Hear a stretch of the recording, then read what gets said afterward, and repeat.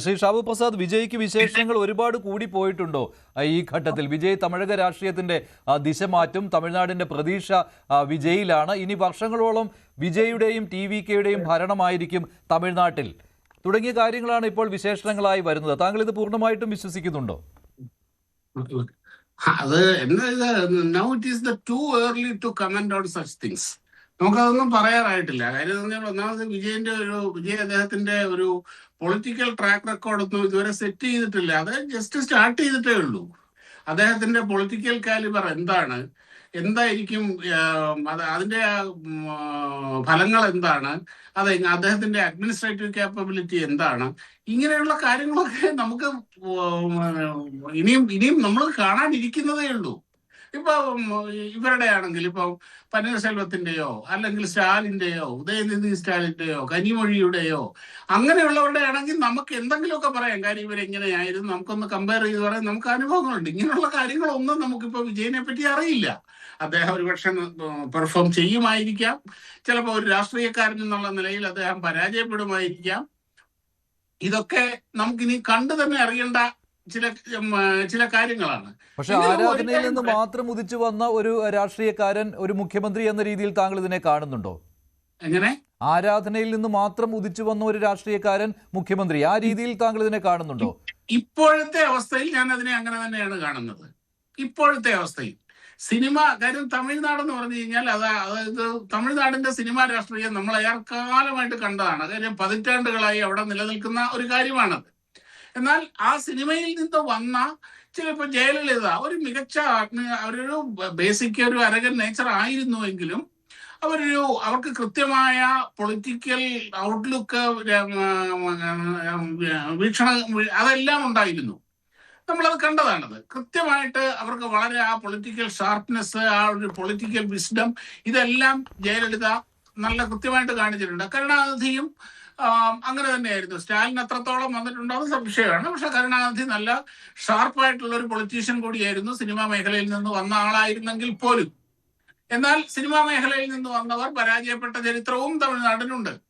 ഇപ്പം വിജയകാന്ത് വന്നു, ഇദ്ദേഹം രജനീകാന്ത് ഒന്ന് ഇറങ്ങാൻ തുടങ്ങി, അറച്ചു നിന്ന് തിരിച്ചുപോയി. കാര്യം അദ്ദേഹത്തിന് ആ ഒരു തിരിച്ചറിവുണ്ടായി, ഞാൻ ഇതിൻ്റെ അകത്ത് ഇറങ്ങിക്കഴിഞ്ഞു കഴിഞ്ഞാൽ കൈകൊള്ളാൻ സാധ്യതയുണ്ട് എന്ന് മനസ്സിലാക്കി അദ്ദേഹം തിരിച്ചുപോയി.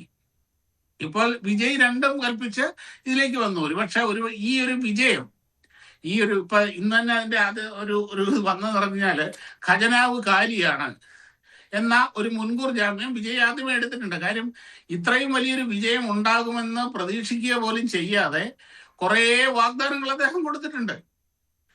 സ്ത്രീകൾക്ക് 2500 രൂപ, ഫ്രീ ഗ്യാസ് സിലിണ്ടർ, അങ്ങനെ ഇങ്ങനെയൊന്നും പറഞ്ഞുകൊണ്ട് ഒരുപാട് ഫ്രീ ബീസ് കൊടുത്തിട്ടുണ്ട്. കാര്യം ധൈര്യമായിട്ട് പറയാം. കാര്യം ജയിക്കാൻ സാധ്യതയുണ്ടോന്ന് അദ്ദേഹത്തിന് പോലും ഉറപ്പില്ലാത്തൊരു ഘട്ടത്തില് നമുക്ക് എന്ത് വാഗ്ദാനങ്ങളും കൊടുക്കാം.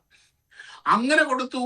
അത് വിജയിനെ തിരിഞ്ഞു കൊത്തുമോ എന്നുള്ള ഒരു ഭയം അദ്ദേഹത്തിന്റെ ഒരു മുൻകൂർ ജാമ്യം എടുക്കലായിട്ട് ഇന്നത്തെ അദ്ദേഹത്തിന്റെ പ്രസ്താവനയിൽ നമുക്കത് തോന്നുന്നുണ്ട്. കാര്യം അത് അത്ര എളുപ്പമല്ല.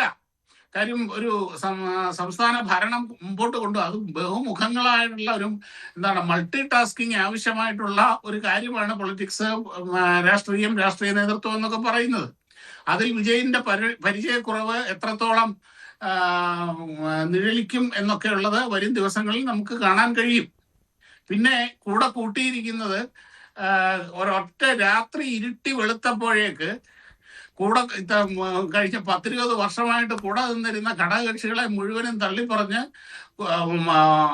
കൂടെ കൂടിയിരിക്കുന്നത് രാഹുൽ ഗാന്ധി എന്ന ഒരു മനുഷ്യ ബോംബാണ്. ഇങ്ങനെയൊക്കെയുള്ള കാര്യങ്ങൾ അവിടെ ഉണ്ട്.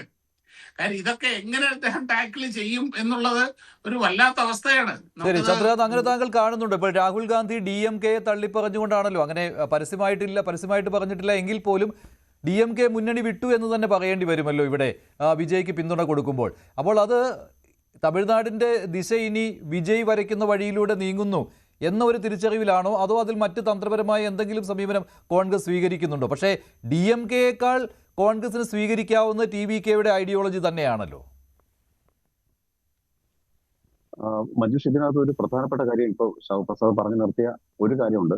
22 വർഷത്തോളമായിട്ട്, അതിനു മുമ്പും ഉണ്ടായിരുന്നു, ഏതാണ്ട് ഒരു 5 വർഷം NDAയുടെ കൂടെ നിന്ന് വെച്ചാൽ DMK എന്ന് പറഞ്ഞ പാർട്ടിയാണ് കോൺഗ്രസിന് വളരെയധികം ദേശീയ തലത്തിൽ തന്നെ ഉറപ്പിച്ചു നിർത്തിയ ഒരു കക്ഷിയാണെന്ന് നമുക്കറിയാം. പക്ഷെ അവരോട് യാതൊരു വിധത്തിലുള്ള ചർച്ചയും കൂടാതെ ഇറങ്ങി വന്നതുകൊണ്ട് തന്നെ ആ ബന്ധം ഏതാണ്ട് അവസാനിച്ചു. എന്നാൽ CPI-യോടോ CPM-നോടോ അല്ലെങ്കിൽ VCK-യോടോ IUML-നോടോ അങ്ങനെ അല്ലായിരിക്കും ഒരുപക്ഷെ DMK ഫ്യൂച്ചറിൽ പെരുമാറാൻ പോകുന്നത്. കൂടുതൽ വാർത്തകൾക്ക് News 18 Keralam YouTube channel subscribe ചെയ്യുക.